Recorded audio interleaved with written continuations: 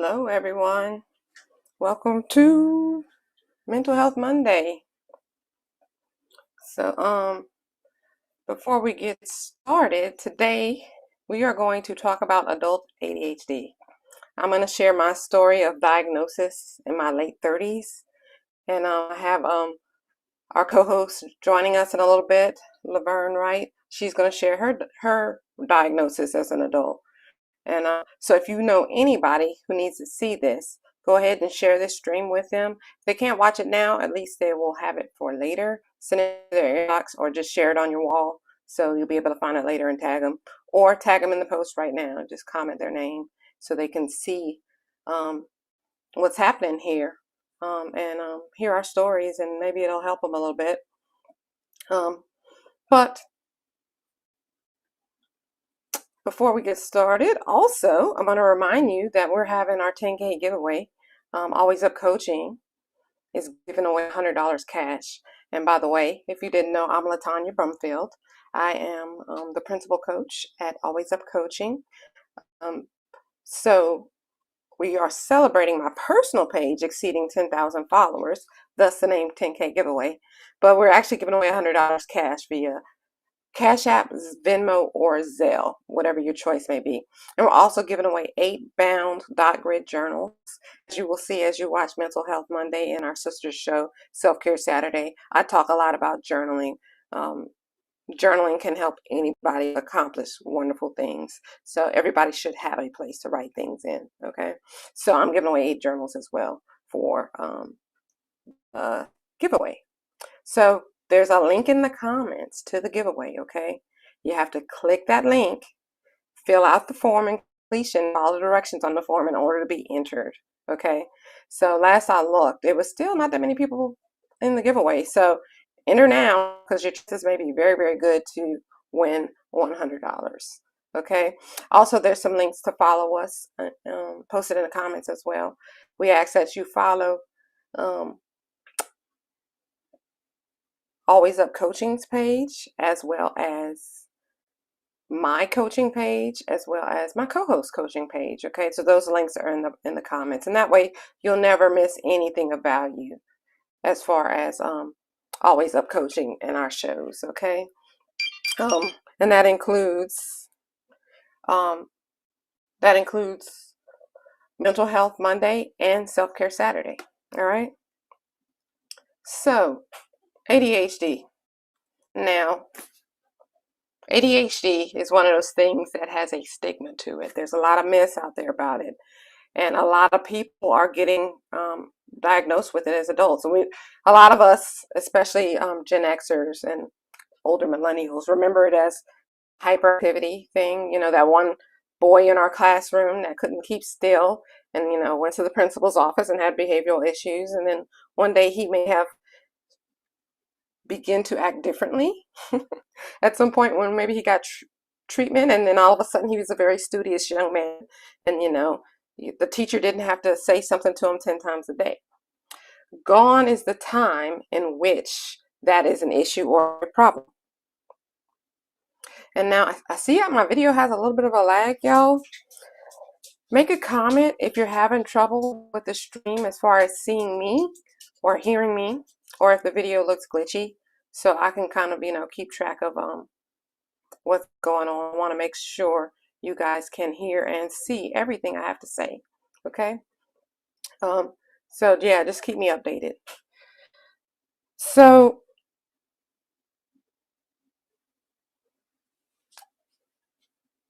first, I'm going to just start saying ADHD is now the diagnosis. It used to be ADD and ADHD, right? And ADD was more associated with attentiveness, and ADHD was associated more with hyperactivity. Now, the way the DSM structures the diagnoses is it's one diagnosis with subtypes.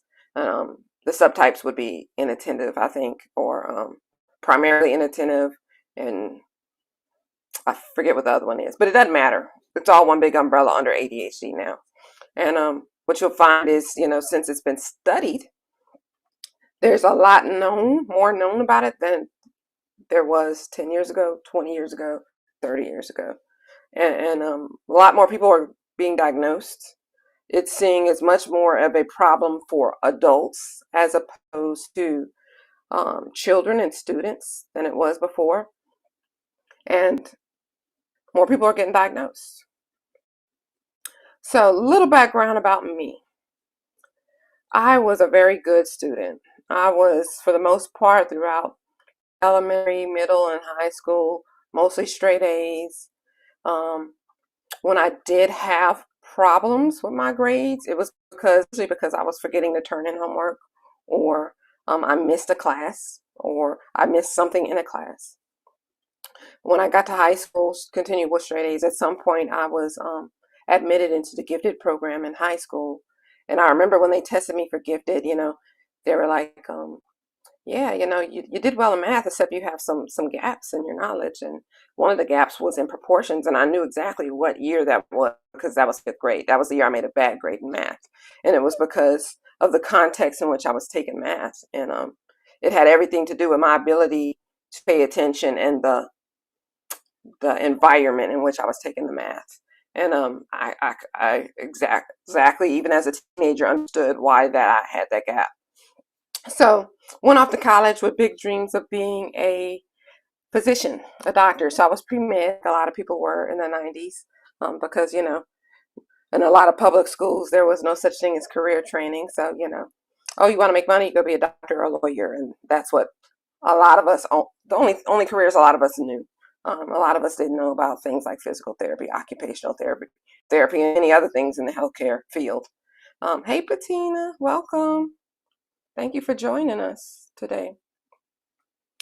But I didn't know much about other careers. I kind of knew about engineering, and I thought I would be a good engineer only because I had taken the ASVAB, and I had an almost perfect score. And if anybody's ever taken that, it's a lot of mechanical engineering test and math, reasoning, stuff like that.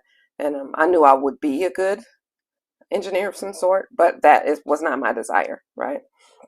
So went off to school, and the difference between high school and college for me was, although I was only taking 4 classes, maybe 5 to start out with, 12 to 15 credit hours, there was a lot more information to condense and to intake as opposed to high school. And quickly I found out that at that time what I thought was I didn't know how to study, which didn't make sense because before, I could study on the way to school, on the school bus, cram the information in and make 100 on tests. That's what I could do, and that's how I worked well. But that style of studying didn't work well for college, especially when you had undiagnosed ADD, which I didn't have. So it took me probably about 2 to 3 years to figure out what I needed to do to make good grades in the courses I wasn't succeeding in. And those are the courses that had a lot of heavy information memorization and a lot of self-teaching. It took time, right? Took time and focus to go back, open that textbook and self-teach. I never had to do that, ever. I would go to class. Usually I would be sitting in the front by the instructor because I was a very well-behaved, quote, focused child. Alternatively, I was just quiet and I daydreamed, right? I didn't play around. But if I was focused on learning, which I did at some point in my early childhood, develop a love for learning. And I'm going to talk about that in a little bit and why that developed. I was sitting in the front of class, so I had no other choice than to pay attention. I paid attention, I focused, I learned. If they gave homework and they gave us a little time to do it in the class, I was rushing through it, finishing it on the school bus home. Got home, didn't really have much homework left. Now, when it came to big projects and papers, I was waiting to the last minute because I could not focus on it unless the deadline was bearing down on me. So, and I have a sister who was the same way. So we had a word processor, dating myself, towards the end of our high school career, in which we, when we were at both the last minute trying to do a paper was a problem. We had to take turns on the word processor. But I would be able to make it happen. And I would be able to make it happen well. I'd bust out the 98 or 100 on the paper. It would be good product. And that was my habit for doing papers, schoolwork, and etc., stuff like that. So when I got to college, the only courses I did well in are the ones that I was both one of two things: extremely interested in, or um, there was a component that there was more of an accountability, and also that there was very strict guidance on what was going to be on the test. So if they gave us a study guide, or if they say, memorize all the the bold terms in the chapter, and you should do well. If I had very specific directions and didn't have to condense the information on my own, I was able to do well. As a pre-med student, I had to take chemistry, physics, stuff like that. Chemistry was not my jam. I made A's in chemistry in high school, but um, going to a large university like LSU, there was no teaching. There was a lot of, there was somewhat of presentation, but I really strongly felt that there was no teaching of the chemistry. So I would have to go condense the information myself. And because I was a last minute person and couldn't focus to the last minute, I had a hard time and I wasn't making good grades. So fast forward to my realization that, I had to figure out the ways to do it. I developed study techniques. And the things that helped me were writing out study cards, physically writing, using flashcards, studying flashcards while I was exercising. I was very fit then. I exercised a lot.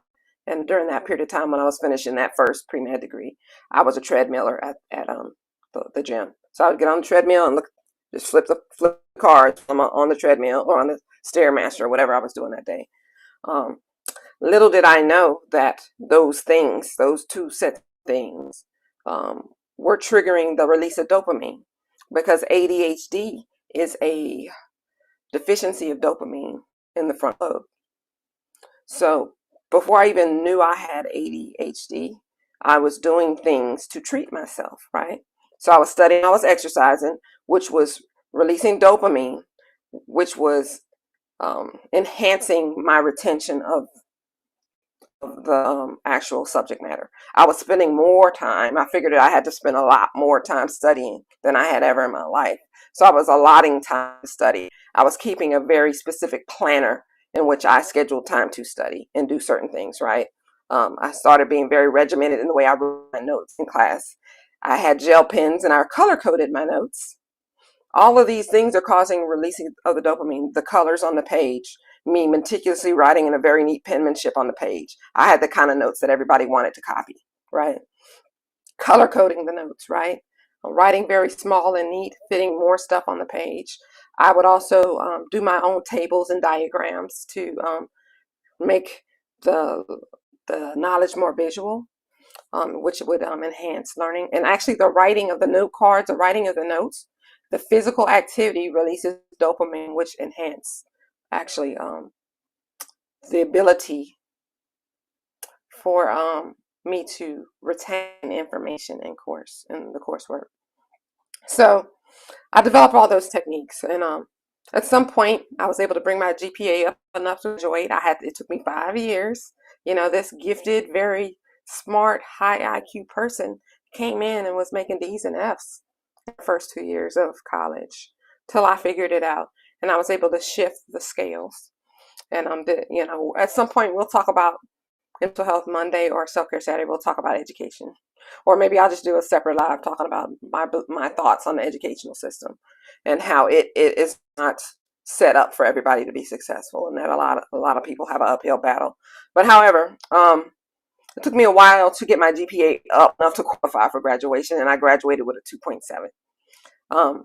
However, thanks to certain favors, and I mean favors, luck that was not luck in my opinion, I was able to get into nursing school because LSU Health Science Center at that time, if you already had a degree, would only consider your prerequisites as your GPA average for entering nursing school. So when they only looked at my prerequisites, which excluded all those extreme pre-med courses that aren't required for nursing school, my GPA actually was pretty good. So I got in on my first shot. But while I was waiting to get into nursing school, I actually was preparing to be a science teacher. I was taking coursework for that. But got into nursing school, And when I got into nursing school, I discovered group study. I quickly developed a group of study buddies and friends, um, which was amazing as I, was a student in New Orleans living by myself, not knowing anybody. Um, and we started with the group study, which the interaction with the people while we're studying released the dopamine. Or even if we were studying quietly, there's a technique in in ADHD called body doubling.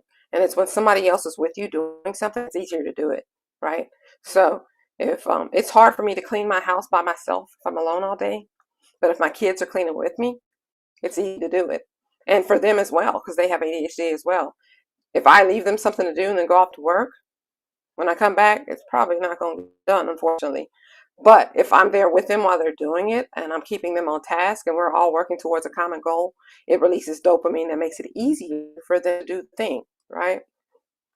So I got in nursing school, progressed well through nursing school, made really pretty good grades, despite the fact that while I was in nursing school, I worked 2 jobs. And my last year of nursing school, I gave birth to my first child. I had him on a Friday. First day of school was the next Friday. And having a child in nursing school added another level of dopamine release. And the dopamine release was the extreme desire to be able to provide a good life for my son. So that helped get me through the senior year despite all the things, right? Graduated nursing school. And while I was in nursing school, I did figure out that I wanted to do critical care nursing. And, during that period of time, um, in my hometown of Baton Rouge, it was difficult as a new grad to get into critical care. And I actually interviewed at a local hospital and they offered me an amount. And I interviewed at a hospital in New Orleans, the old charity hospital, the historic charity hospital. And they offered me an ICU job. So I worked down there for a year and a half in the ICU. And when I tell you the ICU was absolutely suited for someone with ADHD, which, I've made commentary to other people I know who work in critical care that um, the critical care environment is very well suited for people with ADHD. And you'll find that a lot of people with ADHD gravitate to it because it is very task organized. There's very specific things you have to do at specific intervals of time, right? And it's all laid out. It's all laid out for you to do. And other people are doing the exact same thing, body doubling. So I had this, flow sheet because this was pre-computer charting time, and all I had to do is by the end of the day have all my notes filled out on this flow sheet. Every hour take my vitals, check my patient. You got the monitors that you're watching with all the colors, dopamine, and the sounds, dopamine. So it was a good stimulus for someone who has ADHD who doesn't know they have it because of the dopamine release. So I stayed in critical care for a long time. A year and a half of that, I actually started agency nursing, which helped with the dopamine too, because I kept coming to environments as a new person and having to learn new routines. Learning was a release of dopamine for me and had been in the past because I find different situations interesting. I find different people interesting.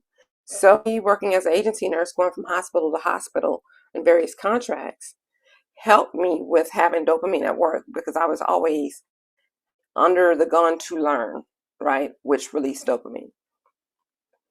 So I actually got to a point in which I tried to go back to graduate school, and that was the first, outside of my first degree.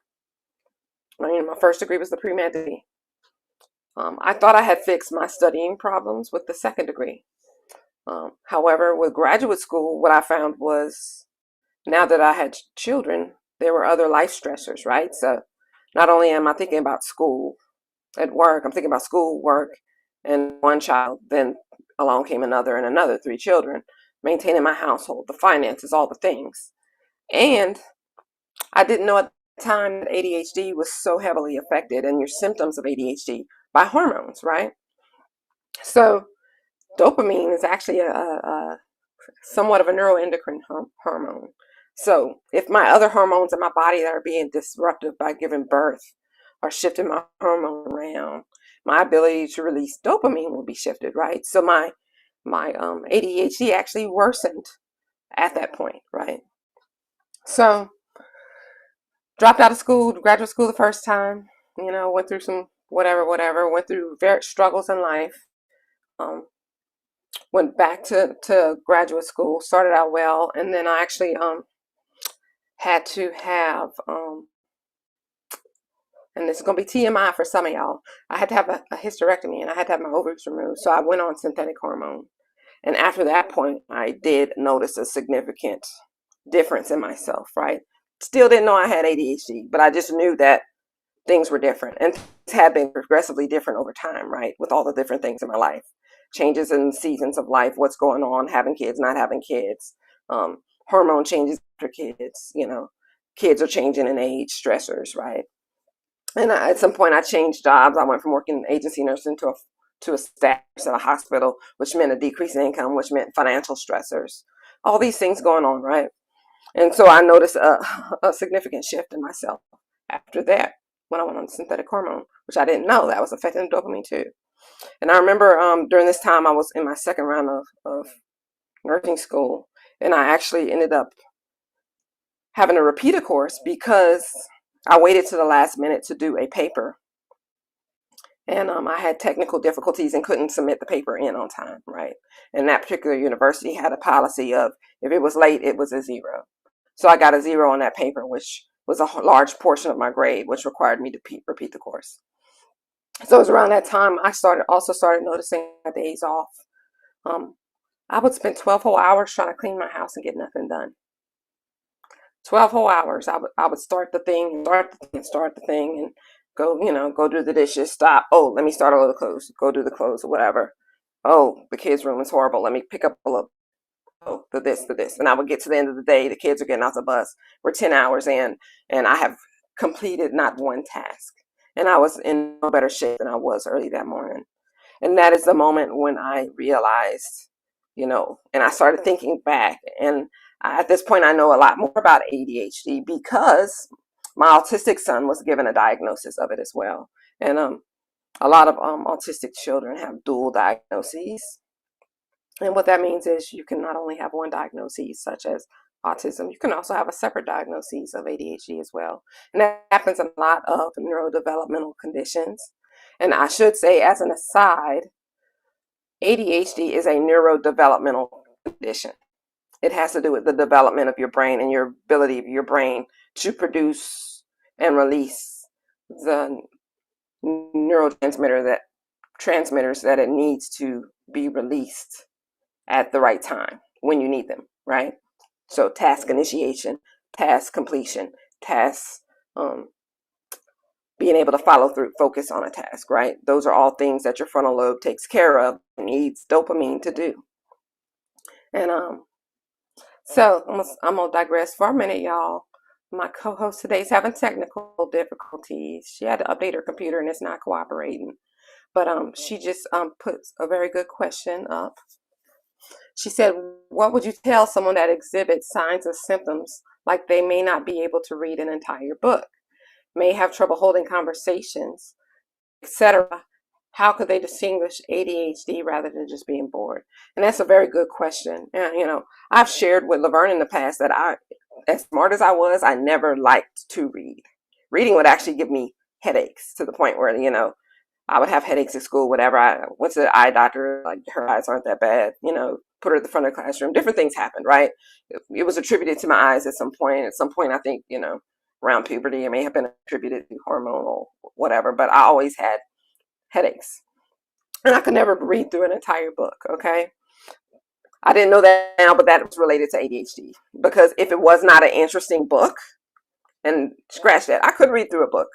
If it was a book I chose and it was a book I wanted to read and I was interested in. Because the bookmobile would come around our neighborhood every summer, and I would go get the books. And I remember one time, I checked out a book on dog breeding. Why? I don't know. But in the week I knew everything about dog breeding because I had gone through the whole book. So when it came to my interests, which released the dopamine, I was able to get through a book. But if it was assigned, I was not able. There was not enough of a motivation and interest to release the dopamine. Now, that can be one differentiator about signs and symptoms of ADHD. Now, that alone does not mean you have ADHD. When we're talking about these symptoms, we're talking about clusters of symptoms. If you just meet one of these things, that it doesn't necessarily mean you have ADHD. It just means that maybe you just don't like to read, period. You know what I'm saying? But, if you're able to read and you love to read when it's something you want as opposed to something that you have to do, and when I would have to read books from school, I could get through the book, but I would wait to the last minute, the last few days, and would be power reading, flipping pages real fast, trying to get through it, right? And then write the book report the night before, just as I said, before writing the book report the night before. I would get 100. So I did not have a motivator to read because my system worked, right? So, but when the motivation came, because I did not want to get an F, right? And I was motivated to get the A, the dopamine release, I was able to do what I need to do. Another thing that I would mention is that I was a quiet child. And one of the problems with me holding conversations, and among other things that I've discovered about myself, I could not form my thoughts, I couldn't focus my thoughts enough to translate it into language. And it took a matter of just life experience, time, being in situations where I could talk a lot, because as a child, and I talked a lot at home, right? Because I didn't care. I cared what my family thought, but home was a safe place. So when I was talking about my special interests, you could ask my mom, I could go a mile a minute talking about my special interests, right? But at school, in a context in which what you are talking about is very controlled, when you're in your friend group and they're talking about this thing that, you may not be interested in, or they're talking about that thing, which you're trying to process and understand what they're saying, right? I could not engage. Also, it's that constant thought process, right?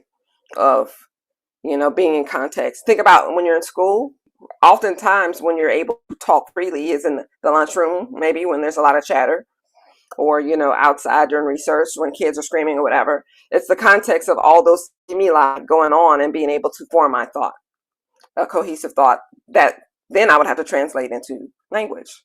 It wasn't until I got into the workplace in which I had people that I became comfortable with and that I can converse with often that I developed my communication skills.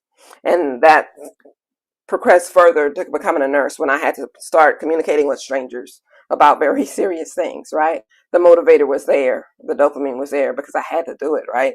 But also, I became more confident. I developed skills. I learned I couldn't do in certain contexts, right? So if I need to have a conversation and I come in the patient's room and their TV is on, I'll turn down the patient's TV, right? So I can think about what I'm saying, right?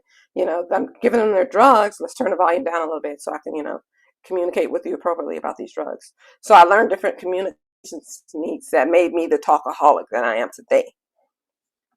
That being said, when I take my medicine, I talk more just because I'm able to have pulled the dopamine to bring the things out of me faster and to organize my thoughts faster. So as you're hearing these symptoms that I'm telling you about, keep in mind that it's about a cluster of symptoms and a combination of symptoms. And it's also about the effect it has on your life, right? So drop out of graduate school once, drop out of graduate school twice, because some other things happened as far as the second graduate program. That's another story for another time. But I also at that time was starting to know myself and know what I wanted out of my life. And I realized that actually, I really didn't want to do the program that I was doing. I wanted something more specific. And I was starting to wrap my mind around what I wanted. But, also I'm thinking about, okay, the money, how to get there, my quality of life, etc. And I've realized I've had ADHD, right?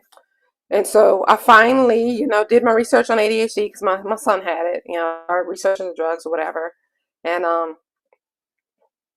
to be honest, and I'm gonna be transparent with y'all. Don't forget to take out your trash cans. Okay, Alexa. Good evening, Selena. Welcome to the chat. I started, Alexa made me forget what I was talking about. Doggone it, Alexa. Um, Diagnoses. I started to, do some research, and now the internet has evolved to where, we have WebMD and all these things, and all these facts are online now. This is circa 2013, I believe. Yeah, about 2013. Um, and so by the time I was ready to go to the doctor and had convinced myself I had ADHD, I had already, down things, remembered things dating back to childhood that fell into the symptoms. Because, one of the things as an adult that when they diagnose you with ADHD is that they, they ask you about your childhood. They ask you about your childhood. Um, So Laverne says, can dual diagnosis be other mental issues like a depression or anxiety? And that's perfect going into the story because I'm about to tell you what happened when I got diagnosed. Um, so I go there with my list of things or whatever, right? All these stories I can tell her about my life to convince her I have ADHD. And after the conversation, she's like, yeah, you have ADHD, but you also have generalized anxiety disorder. I was like, okay. And when she said it, it made 100% sense. And she said, a lot of times some mental health condition can arise and become the level of diagnosis level because of untreated mental health conditions. Okay. So I had one of the things I shared with her that, at one point during my life when things were crazy, crazy, my kids were little, I was very stressed, is that I was having panic attacks and I didn't know what they were till later, that's what it was. But, in the morning routine was horrible because the panic was in response to repeated traumas, right? Leaving the kids diaper bag at home, getting to the daycare and there being no shoes, and I'm going to be late to work again, and I'm already being written up for being late. All those are traumas, repeated small traumas, but enough repeated traumas that it really created an anxiety disorder in me because I was always anxious about what I was going to forget, what I forgot to do, what, get down the road. Did I turn off the stove? Oh no, did I turn off the stove? Do I go, what do I do? Do I be late for work? Do I risk the house burning down? Those thought processes led to panicking, and extreme anxiety. Furthermore, at another point in my life when I had a bad job, because of untreated ADHD, I stayed in a bad job a long time. One of the things that ADHD does, it enables you to see your current present situation with full clarity. Because you're focused on certain aspects of your life, you can't see the big picture on things a lot of times. So I stayed in a bad job a lot longer than I needed. And it was just a little bit over a year, but it was a little bit over a year, way too long. I mean, the writing was on the wall within the first 2 months, to be honest. But, because, I'm not a person who gives up, you know, there were people that I was working with that I loved very much. I didn't want to give up on it. So I stuck with it to my own detriment, right? And that was around the time, and this was before I got diagnosed with ADHD. That was the first time I got diagnosed with depression and anxiety. And it wasn't really, um, the anxiety portion was not really a diagnosis. It was just the depression. And she said, you're chronically anxious and it's led you to be depressed. But she gave me a diagnosis of depression, but not necessarily anxiety at that time. So the anxiety was a new diagnosis. And I was able to go on a drug at that time and get through it or whatever and recover. And I got off the Lexapro, never went back on it again until actually more recently. But I digress. But I got to the point, the question Laverne posed was, when should you seek help? At the point where it's negatively impacting your life. And that point is going to be different for everybody. But I will tell you as an adult, and ADHD is on a spectrum. Some people have it mild, some people have it more severe. Mine's, I think, was always a little bit on the severe side, but because in childhood, I had a stay-at-home mom who was very good at keeping some routines and us having habits, I was able to overcome the majority of it, but I still was symptomatic, right? But so it's a spectrum, and it depends a lot on your lifestyle and what you do. If you don't have kids, you're an artist, and you don't have to keep a 9 to 5 routine, so nobody's life is dependent on your actions. You could just, wake up when you want, do what you want, do how you want. You're independently wealthy. You don't necessarily need to worry about going to get a diagnosis, even if you do, because it's not affecting your life, right? Um, so, like having an occasional rash. If you have that rash some of the times, and sometimes you notice it's a little itchy, it's a little itchy, but then it goes away, and it doesn't really affect anything because it only stays a day. You don't have to go get a diagnosis of what that rash is, right? Just when it comes back, you just wait for it to go away, right? But if you have a rash that's chronic and insidious, and it's infected because it's there all the time, and you're scratching it a lot, and it's creating other problems. Maybe you're conscientious about how it looks, you're embarrassed. Well, then you need to go to a dermatologist and get a diagnosis, right? Same thing with ADHD. You can have it and not need to go see a doctor. It just depends on your lifestyle. Some people are able to get through it because they made very good choices when it comes to choosing what they do for a living. So they were able to get through it, right? They had, probably maybe if I had never had children or never had any ambitions of going back to graduate school, and I was just an ICU nurse who stayed, working the same very regimented job my entire life, I may have been able to get through it. But I will tell you, at some point, I would have got bored with that job, and maybe I would have started making mistakes because the dopamine wouldn't have been in its higher concentration, right? So, there's different things you can do, and some people inherently naturally fall into what they need, right? Just like I naturally fall into certain new routines and habits and different ways to study to overcome my symptoms during that first degree. Some people do that for their lives, right? They're able to overcome it.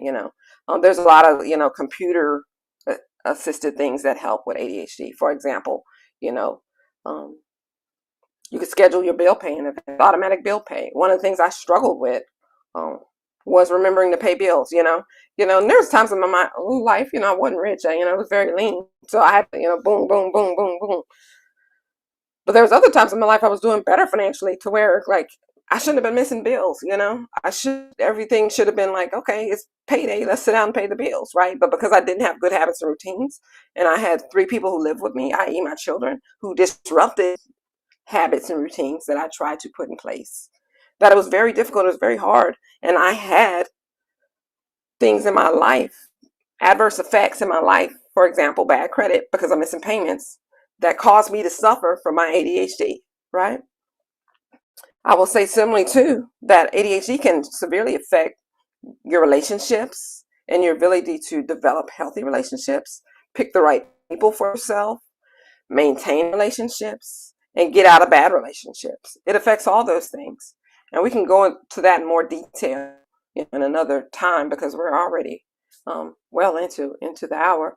But one of the reasons that I didn't choose good people to be in relationships with is because of my ADHD, and I'm easily distracted. I'm able to forget people's wrongs against me. I forgive easily. And it's only been recently that I've realized that one of the symptoms of my condition actually enables me to navigate relationships better, and that I can forgive people, but also, that person who's not being a good significant other to me also got away with murder, not literal murder, but y'all know what I mean. Because I was able to forgive, I was able to ignore and forget.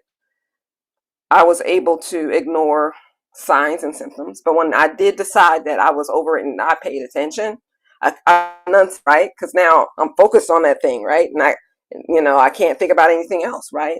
And often one misconception about ADHD, it's a lack of focus.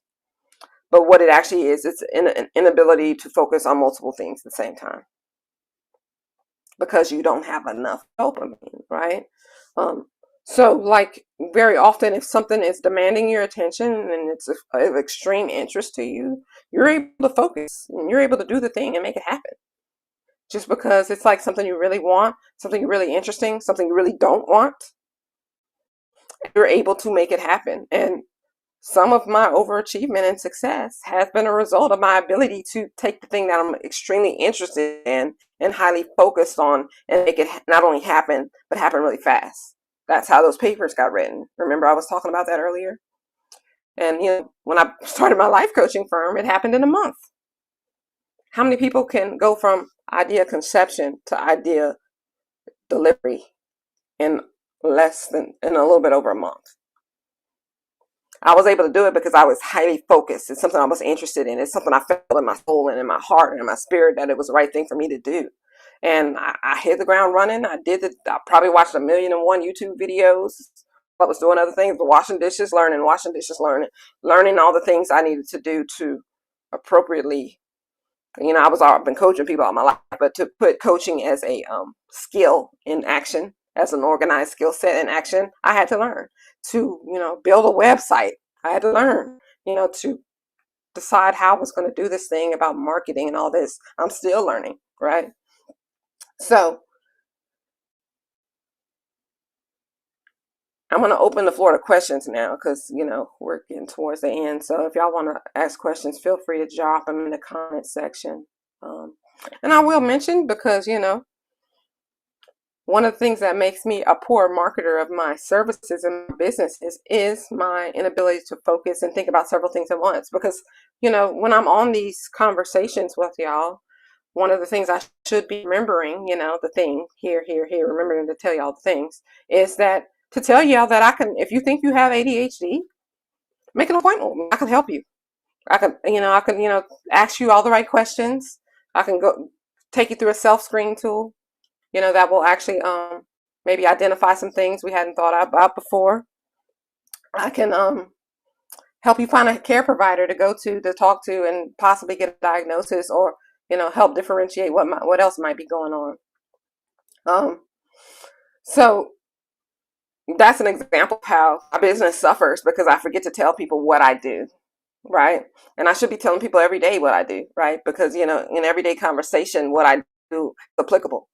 But that's a uphill battle for me when it comes to marketing my business. So my wonderful co-host Laverne put another comment here.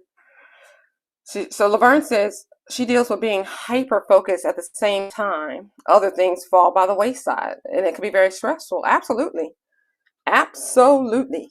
And so anytime something garners your attention, or a new thing comes along that you devote attention to, or something that you haven't been paying attention to, all of a sudden you're paying attention to does, and you're so hyper focused on the thing, you forget about everything else. That is a symptom of ADHD because, you're just not able to do all the things. And a lot of times what I find, even as a, entrepreneur who's at home 5 days a week doing business, I struggle with prioritization because I will need to do a few things within a day in a few different areas, but I'll get on this one thing and get stuck, right? And spend way too much time hyper focusing it and making it perfect. And as usual, I'm going to use myself as an example. Me and my co-host Laverne made a promo for this very live, right? And for whatever reason, Saturday was real busy. Yesterday, I didn't really prioritize as I should. I found myself at noon today trying to put that promo together because I was like, we spent the time filming it. I'm going to put it together and launch it, even if it's just, the day of, right? But I ended up spending 2 hours putting together a minute and a half reel to post. And it's because, why it's because? Because I actually was not on my medicine when this was going on. So I lost track of time. I get into the details on hyperfocus, and that little thing in the back of my head that says you need to do this, you need to do this, you need to do this, you need to do this is not going off, and it's not making me focus on managing time appropriately while I'm working on the reel. Laverne brought up another excellent point. You are so focused you can forget to eat and drink. And I can absolutely co-sign on that because I have not had lunch today. I slept in a little bit late, got up, had breakfast, my coffee, was communicating with some people online, went straight into the reel, went through the reel. Man, it is 3 o'clock. I got to be online at 5:30. Let me start doing all the other things. And I have not eaten. And it wasn't until she just made that comment that I realized I'm actually a little bit hungry, And guess what? I got to go do something else as soon as I hang up with y'all, right? So that means I got to grab the unhealthy food out of the cabinet that's supposed to be for my kids and eat that on the way to do the other thing, right? So that brings up another good thing. having ADHD can affect your physical body in many ways, right? And I suffered with overeating of sweets and carbs because my body at some point figured out, and I've always had a sweet tooth for as long as I remembered. But, prior to having kids, I was thin. And I was thin because I eat the sweets or whatever, but I also exercise like crazy because my body figured out the dopamine, right? So I was motivated to exercise, but I also ate sweets. So some days I'd wake up wanting sweets and I'd eat a box of Andes mints all day long and not eat anything else, right? Because I'm studying for a test or whatever. But that today still affects me, my physical body, because I still am addicted to sweets, and it affects my weight and affects my ability to maintain my weight, right? Um, it can affect things like your dental health, right? Because you're not brushing long enough, not brushing early, you're forgetting to floss. It could affect other realms of your health. For example, you're forgetting to take the mammogram 3 years in a row. And now you have this lump that's grown a little bit way too large, right? You're forgetting to get the colonoscopy. You're forgetting to go get screened. You're forgetting to check your blood pressure daily when you know you take blood pressure medicines. And now your blood pressure's been out of control for a period of time and you don't even know how long it's been out of control, right? You're forgetting to take your blood sugar. You're forgetting to meal prep. You're diabetic and you're forgetting to meal prep your food. So you're just eating whatever's available and your blood sugar's going crazy. And you're having a hard time maintaining your blood sugar. You're forgetting to take your prescription medicines. You're missing appointments, as Laverne just said. This is something I struggle with for myself, and especially for my kids. Even when I got to the point where I had my kids on appointments regularly, then I would forget about myself, right? So, unless there's systems in place that can help, and one system that helps me is like the My Chart. It reminds me that, okay, you got an appointment coming up, the day before it's saying this, check in, do this, that, and that helps remember, right? The calls from the doctor's office help. But sometimes when that stuff is not in place, I forget. I can wake up that morning knowing I have an appointment, take my medicine and everything, and get to doing something, all focus on the thing, and my appointment has passed, and I'm realizing, oh my goodness, they're going to charge me the fee because I missed the appointment. Because even though I take medicine, medicine is not the end all be all. You need systems, habits, routines. You need reminders, right? You need technology. Um, you need the people around you to support you. And, at some point, I had mentioned to someone that, being a single person, I think I suffered more from my ADHD being a single person because I was the only adult in the house and I had to remember all the things by myself, right? And also just being on time for work myself, right? If I'm getting ready for work and I'm time blind, one symptom of ADHD is time blindness is, I'm, early for work. Well, oh yes, I got a little extra time. Let me go water the plants. Let me do that. Everything takes longer than I think it's going to take. And also, I don't perceive the passage of time in my head like a normal person, right? Because I'm not I'm not aware of everything that's going on sensory wise. And sensation of the passing of time is a sensory, right? Just like I'm not aware that I'm hungry, I'm not always aware that time is passing, right? That's a sense that I'm not always aware of. So you have to use timers. And one of the things I started doing when I got my Apple Watch is, it has this little thing where you can put the haptic on every 15 minutes and it'll buzz your arm, and it's just a little prompt that time is passing, right? So if you're doing something you're not supposed to be doing, it brings you some awareness that time is passing. So all those are symptoms. It can affect every aspect of your life: your physical health, your emotional health, your relationships, how you parent, how well you adhere when you do try to take care of your health, how well you adhere, right? Establishing habits, maintaining habits, which are all things you need to be successful in life, right? And a lot of people who are not thriving in life, it's because they have an untreated mental health condition. And ADHD is one of those untreated mental health conditions that can gravely affect you. Your ability to keep a job, maintain a job, finish school, pay your bills on time and have good credit so you can, qualify for things that require credit to buy. All of those things can be impacted by ADHD. And one of my soapboxes or passions is making sure that people who have ADHD are self-aware of it. Because once you are self-aware of it, you can actually do things to mitigate against it, right? Um, we talked last week, I believe it was last week, or maybe on Self-Care Saturday about, having a piece of glass in your foot, right? The minute you can walk around limping and not knowing what's going on. I don't know what's going on with my foot, but the minute you take a minute and become self-aware that there's glass in your foot, you can first maybe pull the glass out, right? Ideally, you pull the glass out, right? And pulling the glass out can be going to get a diagnosis and maybe getting on medication. That could be the thing. Or it could just be pulling the glass out and being self-aware, right? It's going to be different for everybody.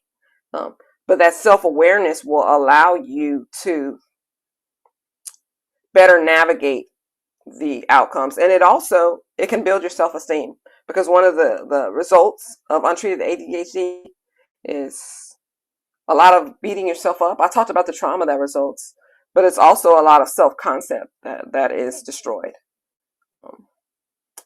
because you are constantly letting down the most important person in your life, and that is you. You're constantly letting that person down, and you don't know why, because you try to do better and then you don't. And so it affects self-concept. Why can't I do this for myself? Why can't I make it happen for myself? Why can't I make it happen for the people around me? As a mom wanting to keep a clean household, and I still struggle with maintaining a clean household. I'm gonna keep it real, y'all. I still struggle, and it goes through times where the house will be clean and perfect for a while, and then it'll be quite disorderly.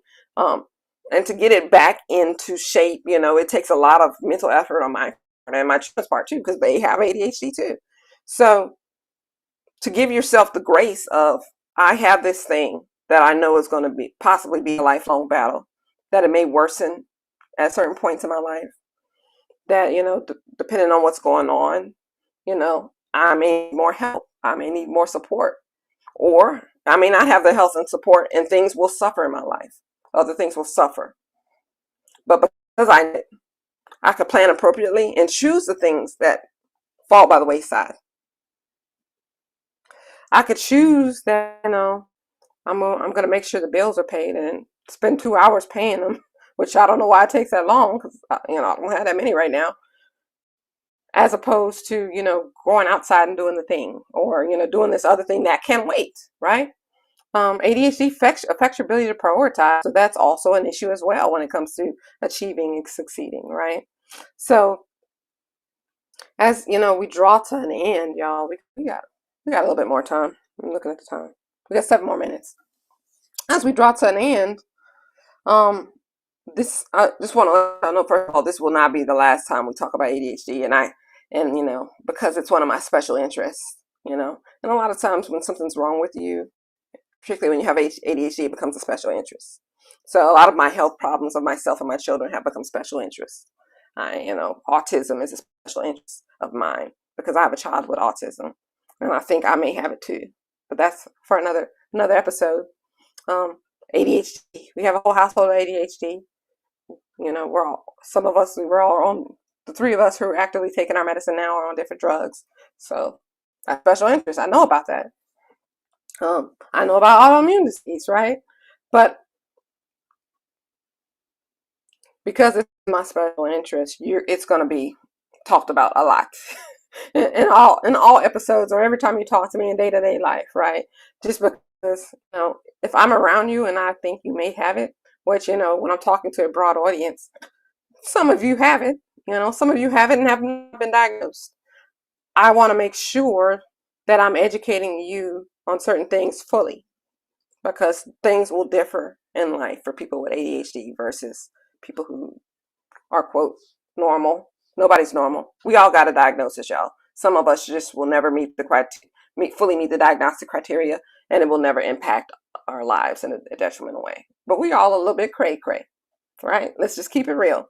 So if anybody out there being a little bit judgmental now, just, you got something too, and if you want to challenge me, come get on the call with me. I'll tell you what it is. But, but I'm going to talk a lot about it in general, but we'll have another episode. My co-host Laverne is going to want to share her story as well. And I have been blessed to be part of her story and help her through her journey. And so I'm so proud of her in many ways. But that's one of them. Um, so I want you to know that if you don't have anybody to talk to, you think, you're going to have a hard time finding a mental health care provider, I want to remind you, go to alwaysupcoach.com, make an appointment. I'm going to send you an intake form. You're going to fill that out so we can make the most of your free hour. We're going to go through that hour, and we're gonna make some things happen in an hour, okay? And whether someone becomes my client or not, because this is my calling, this is what I do, this is what I love to do. I deliver highly in that hour. So don't hesitate to make that appointment if it's something that is crossing your mind, right? Don't hesitate, don't procrastinate, just do it. Just do it, okay? You won't regret it. Secondly, I'm going to remind you that to enter the 10K giveaway, the link is in the comment section. Click the link, fill out the form, follow the directions on the form, and you'll be entered for $100 cash and a hardbound journal, grid. Because one of the things that people with ADHD, one of the tools for people with ADHD is keeping a planner, journal, writing, making lists, developing habits of referring to your lists, your plans, your visions. It keeps you focused and it keeps you on task, and it helps you win in every aspect of your life and do all the things you should do and can do. And because, after I got diagnosed, it was a few years before I decided to take medicine, because just like anybody else, nobody likes to take a pill every day, right? But at the point I began medicating myself, I was mad at myself for waiting so long. If I was a diabetic and needed insulin, would I wait 3 years to take insulin? So if I'm dopamine deficient and there's something that could cause my body to release dopamine, why would I wait? Why would I wait? A lot of these medicines are very old and they've been around for a long time. And we'll talk about medicine on another episode. But that being said, if you think you have it, don't wait to find out you have it. Because if you find out you have it, doesn't mean you need to run to the doctor to get diagnosis, nor does it mean you need to, after you get diagnosis, need to take meds right away. It's your decision. There's different ways to deal with this and treat it. So I'm going to close it out. I'm going to remind you about the stuff in the comments section. Open the floor one more time to any other questions that y'all may have.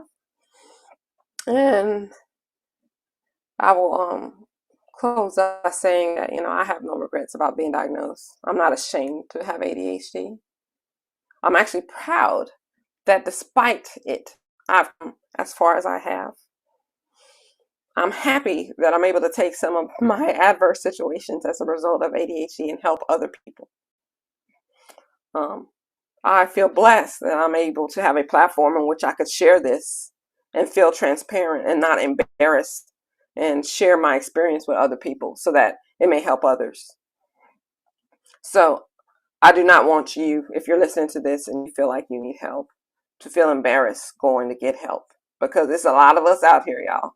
Some of us don't want to admit it, but it's a lot of us out here. And we all struggling together, and you don't have to struggle by yourself. Okay? But anyway, thank you for joining me for another episode of Mental Health Monday. Don't forget to go to alwaysupcoaching.com and make your appointment for your discovery call. And I will see you on Saturday for Self-Care Saturday, where we will continue our discussion on emotional self-care. And we had a good, excellent discussion on Saturday. So I know that the second part will be excellent as well. So don't forget to follow Always Up Coaching Facebook page, Latonya Brumfield coaching page, so you won't miss that episode as well. All right, happy Monday, y'all. Have a great week, and I'll see y'all on Saturday.